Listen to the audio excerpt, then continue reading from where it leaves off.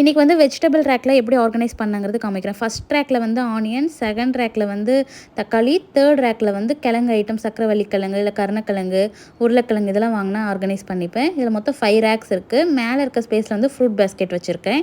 So வாங்கிட்டு வந்த கருவேப்பிலை, கொத்தமல்லிலாம் இருக்குது. ஸோ அதை எப்படி வந்து நான் க்ளீன் பண்ணி ஃப்ரிட்ஜில் வந்து ஸ்டோர் பண்ணுறேங்கிறது காமிக்கிறேன். இந்த மாதிரி வந்து ட்ரம் ஸ்டிக் வாங்கினோன்னே நம்ம கட் பண்ணி ஒரு நல்ல க்ளோஸான பாக்ஸில் போட்டு ஃப்ரிட்ஜில் வச்சுட்டா நம்ம சமைக்கும் போது யூஸ் பண்ணிக்கலாம்.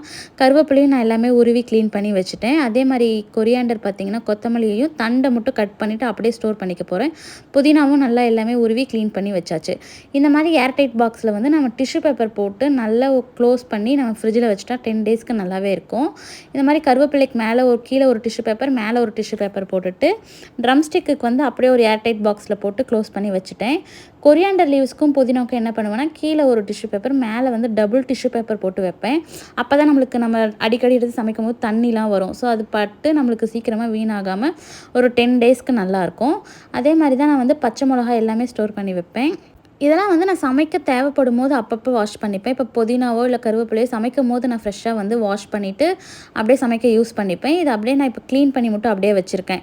தேங்காயும் வாங்கினோடனே நல்லா இந்த மாதிரி செப்பரேட் பண்ணிவிட்டு ஃப்ரீசரில் வச்சுருவேன் ஸ்டோர் பண்ணி. அதுக்கப்புறம் கீரையும் வாங்கினோடனே நல்லா வாஷ் பண்ணி கழுவிட்டு சிப்லா கவரில் போட்டு வச்சுட்டா நம்மளுக்கு ஃப்ரெஷ்ஷாக நல்லாயிருக்கும்.